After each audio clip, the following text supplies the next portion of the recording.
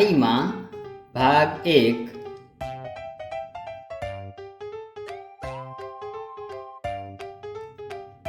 પ્રસ્તાવના આ વિડીયોમાં આપણે ફૂલો અને તેના અલગ અલગ ઉપયોગો વિશે જાણીશું.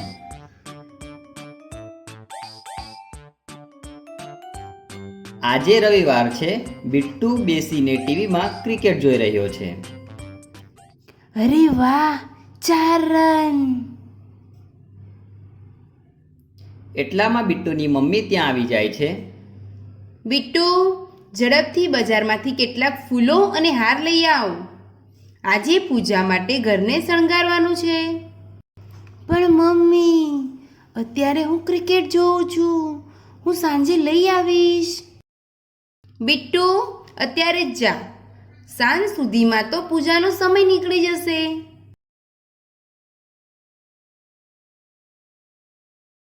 બિટ્ટુ ઉદાસ થઈ ગયો. એણે પૈસા અને થેલી લીધી અને જવા માટે તૈયાર થઈ ગયો.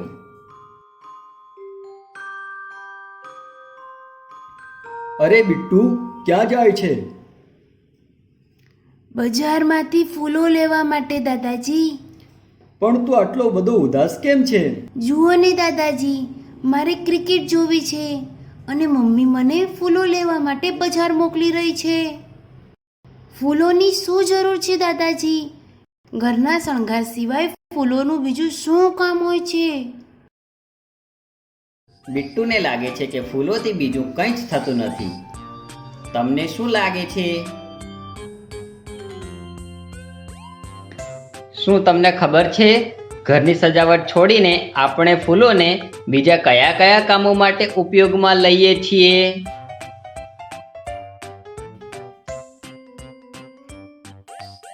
અરે બિટ્ટુ, ફૂલોનો ઉપયોગ ફક્ત ઘર સજાવવા માટે થતો નથી.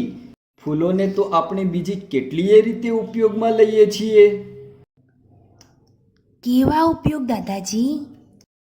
બિટ્ટુ, આપણે ફૂલોનો ઉપયોગ રંગ અને સુગંધ માટે પણ કરીએ છીએ. રંગ? કેવા પ્રકારના રંગ દાદાજી? તને ખબર છે બિટ્ટુ, ફૂલોમાંથી બનાવવામાં આવતા રંગોથી કપડાને રંગવામાં આવે છે. અમુક ફૂલ જેવા કે હજારીગલ અને જીનિયાથી આ રંગોને બનાવવામાં આવે છે.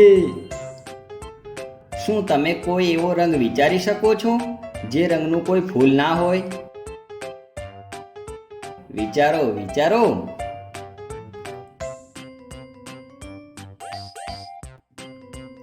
ફક્ત આટલું જ નહીં બિટ્ટુ, પણ ફૂલોમાંથી અત્તર, ગુલાબજળ અને કેવડો પણ બનાવવામાં આવે છે.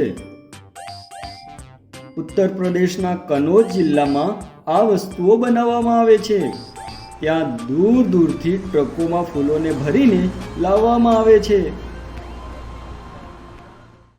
કનૌજમાં હજારો માણસો ફૂલોના ધંધામાં લાગેલા છે. હા દાદાજી, ફૂલોના આ ઉપયોગ તો થાય જ છે, પણ આનાથી બીજું કંઈ પણ થાય છે? સાચી વાત છે બિટ્ટુ. ફૂલોને આપણે ખાવા માટે પણ ઉપયોગ કરીએ છીએ. જેમ કે કચનારના ફૂલોનું શાક બનાવીને ખાઈ શકીએ છીએ અને સરગવાના ફૂલોની પકોડી બનાવીને ખાઈ શકીએ છીએ. પકોડી? પકોડીનું નામ સાંભળીને બિટ્ટુના મોંમાં પાણી આવી ગયું. શું તમે ક્યારેય ફૂલોમાંથી બનેલું શાક કે પકોડી ખાધી છે?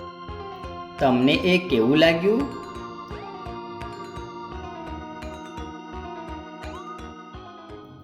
ફક્ત આટલું જ નથી બિટ્ટુ, ફૂલોને આપણે દવા તરીકે પણ ઉપયોગ કરીએ છીએ. દવા માટે? તે કેવી રીતે દાદાજી? બિટ્ટુ, ગુલાબમાંથી બનાવવામાં આવતા ગુલાબજળમાં આપણે ગ્લિસરીન અને લીંબુના ટીપાં ઉમેરીને શિયાળામાં આપણે ચહેરા અને ચામડી પર લગાવી શકીએ છીએ, જેનાથી આપણી ચામડી ફાટતી નથી. અને બિટ્ટુ, એટલું જ નહીં, ફૂલોની માળા બનાવીને આપણે ધાર્મિક જગ્યાઓ ઉપર પણ જઈ શકીએ છીએ.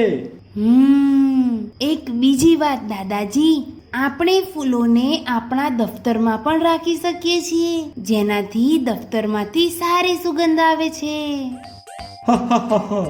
બિટ્ટુ, સાચી વાત છે. શું તમે તમારા દફતર કે ચોપડીમાં ક્યારેય ફૂલો રાખ્યા છે? સુકાયા પછી ફૂલોનું શું થતું હશે?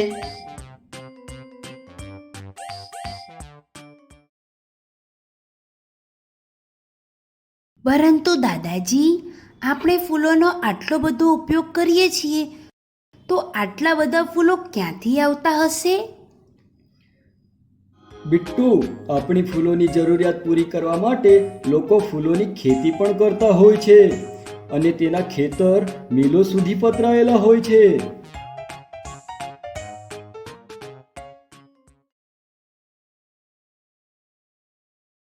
હા, ફૂલોના આ ખેતર તો ખૂબ જ સુંદર લાગતા હશે. સાચી વાત ને દાદાજી? હા બિટ્ટુ, આ ખેતર ખૂબ જ સુંદર લાગે છે, એકદમ સ્વર્ગની જેમ. બિટ્ટુ અને દાદાજી વાતો કરી રહ્યા હતા એટલામાં બિટ્ટુની મમ્મી ત્યાં આવી જાય છે. આ લો બાપુજી, તમારી પસંદના કોબીજના ફૂલના પકોડા. અરે બિટ્ટુ, તું તો બજારમાંથી ફૂલો લઈને ઝડપથી આવી ગયો. આ સાંભળીને બિટ્ટુ અને દાદાજી ખૂબ જ હસવા લાગ્યા.